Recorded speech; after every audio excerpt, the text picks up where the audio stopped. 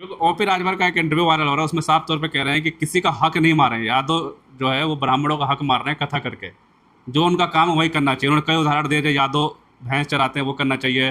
कईयों का जैसे कुर्मियों का किया, कुर्मी कुछ और करते हैं। मौर्यों को दिया कि सब्जी उगाते हैं, उनको वही काम करना चाहिए। आज के टाइम पे ओपी राजभर के इस बयान को कैसे देखते राजभर से पूछोगे राजभरों का क्या काम है? राजभरों का क्या काम है? उनका सत्ता का काम थोड़ा ही है। तो वो भी वहीं जाए फिर। यहाँ क्या कर रहा है लखनऊ में बैठ के? हैं? वो भी अधिकार मार रहे हैं किसी अरे वो भी तो अधिकारी मार रहा है जो वो उसके कहने के मुताबिक। और दूसरी चीज मैं आज आपको एक खुलासा करता हूँ। जो आप लोग कहते हो ना ब्राह्मणों का काम है कथा करना, ब्राह्मणों का काम है पूजा करना, ब्राह्मणों का काम है रामायण पढ़ना है, तो ब्राह्मणों का काम पढ़ना है, लिखना नहीं है। राम वो जो महर्षि वाल्मीकि थे, उन्होंने जो रामायण लिखी थी, सबसे पहली रामायण तो वही है महर्षि वाल्मीकि की। और वाल्मीकि जी कौन थे? एससी। और वेद व्यास जी कौन थे? एससी। तो उस समय जो इतने पढ़े लिखे लोग थे, जिन्होंने इतनी बड़ी ग्रंथ लिखे, आज उन्हें उन ग्रंथों को पढ़ने से बताने से क्यों रोक रहे हैं? वे अपने पूर्वजों के ग्रंथ पढ़ रहे हैं। और जो ये इटावा में जो घटना हुई, इसमें भी वो अपने पूर्वजों की घटना पढ़ रहे हैं। कृष्ण लीला कर रहे हैं, कृष्ण की कथा कह रहे हैं। तो अपने पूर्वजों की कथा कहना अगर गुनाह है तो गुनाह उन्होंने किया है। एफआईआर तो कथावाचक पे भी दर्ज हुआ ना, कह रहे छेड़खानी का आरोप लगाया है उन पर। देखिए आज तुम यहाँ बैठे हो, तुम मेरे से अगर कोई बदतमीजी करोगे तो मैं यहाँ तुमसे डर सकता हूँ, लेकिन अपने परिवार में जाके तो बताऊंगा।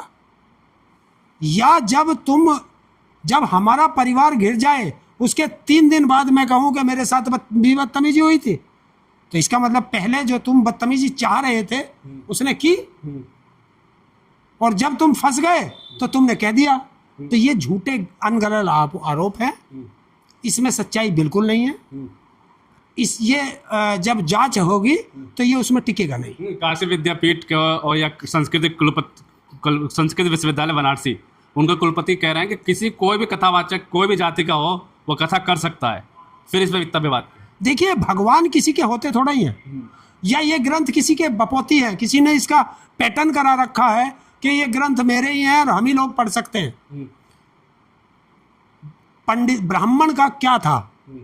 जो पढ़ लिख कर ज्ञान दे सके उसे ब्राह्मण कहते थे। ये कोई जाति थोड़ा ही है कि ब्राह्मण के घर पैदा हुआ तो वो ब्राह्मण ही होगा, या राक्षस के घर पैदा होगा वो राक्षस ही होगा। आप देखो ना, रावण दुनिया का सबसे बड़ा विद्वान व्यक्ति था। अगर वो विद्वान था तो उसे राक्षस क्यों कहा गया? उसकी बहन राक्षसी कैसे हो गई? तो एक घर में 2 लोग कैसे हुए? वो भी तो ब्राह्मण ही था। अगर वो ब्राह्मण था तो वो क्षत्रिय के सीता के स्वयंवर में क्यों गया? और अगर उसकी बहन राक्षस थी तो वो भी राक्षस था, फिर राक्षस को स्वयंवर में क्यों बुलाया? बता सकते हैं कोई? तो यही एक लड़ाई है, और ये लड़ाई जो है अनपढ़ और ज्ञान की लड़ाई है। कि अगर तुमने ज्ञान ले लिया और तुमने अगर कथा कहना शुरू कर दिया तो हमारी दुकान बंद हो जाएगी। ये उनका काम था। कल को तुम जो है पढ़ लिख करके कथा भी कहना शुरू कर दोगे, लोगों के घर में पूजा पाठ भी कराना शुरू कर दोगे, उनके शुभ और अशुभ कार्य में भी तुम जाना शुरू कर दोगे, तो हमारी दुकान बंद हो जाएगी। कल को अगर तुम पढ़ लिख लिए और थोड़ा विद्वान बन गए तो कल आप जो है मंदिर में पुजारी भी बनना शुरू करोगे, तो फिर वो दुकान भी इनकी बंद होगी। तो ये जो है ये एक प्रेस्टेज इशू बना रखा है।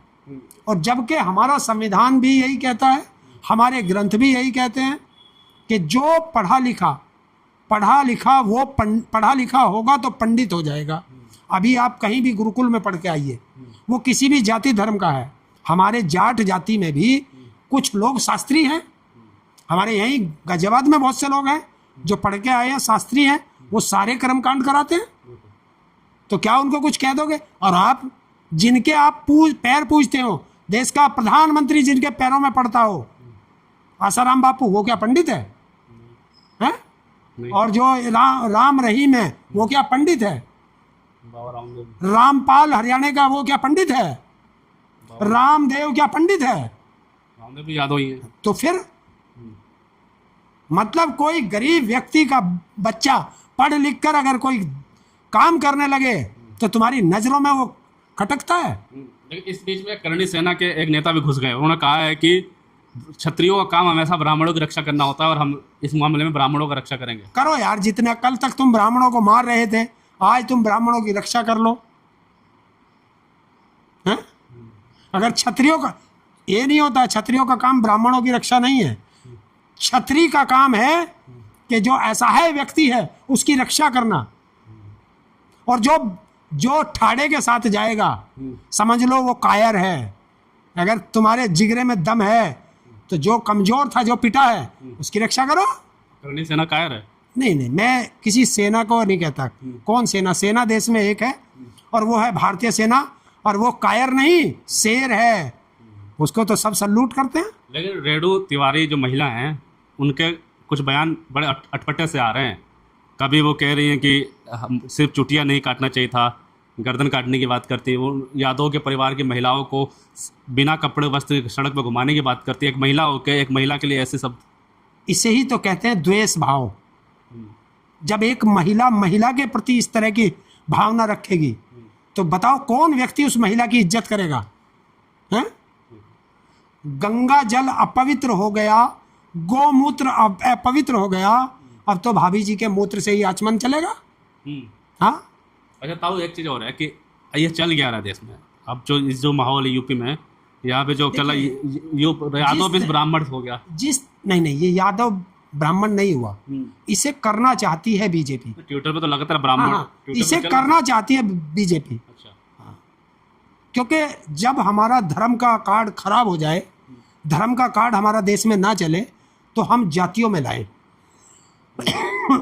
इनको पता है कि ब्राह्मण जो है बीजेपी से नाराज हो चुका है और वो जो है पीढ़ी परिवार के साथ जा रहा है। तो अब ये चाह रहे हैं अगर ब्राह्मण भी नाराज होकर उधर चला गया तो हमारी नैया डूब जाएगी। तो इसलिए ब्राह्मण और यादव जो दो मजबूत स्तंभ है प्रदेश के, इन दोनों को लड़ा दो। जबकि ब्राह्मणों का और ठाकुरों की लड़ाई रहती थी। बीजेपी थोड़ी लड़ा, बीजेपी ने तो गिरफ्तार कर दिया ना, एफआईआर दर्ज भी करी। नहीं, देखिए मैं फिर वही कह रहा हूँ, उसमें जो ढोलक बजाने वाला व्यक्ति था वो ब्लाइंड है। वहाँ के जो वहाँ एसएसपी या एसपी लगता है, कप्तान वहाँ का इटावा का, मैं उससे भी पूछना चाहता हूँ, डीजीपी से भी पूछना चाहता हूँ और प्रदेश के मुख्यमंत्री से भी पूछना चाहता हूँ कि उत्तर प्रदेश में आरपीडी एक्ट 2016, दिव्यांग अधिकार अधिनियम 2016 लागू है या नहीं है? तो सवाल आप लगातार उठा रहे हैं। अगर लागू है तो जो दिव्यांग व्यक्ति के साथ दुराचार हुआ है उस अधिकार अधिनियम के तहत एफआईआर दर्ज हुई है या नहीं हुई है, ये बता दें।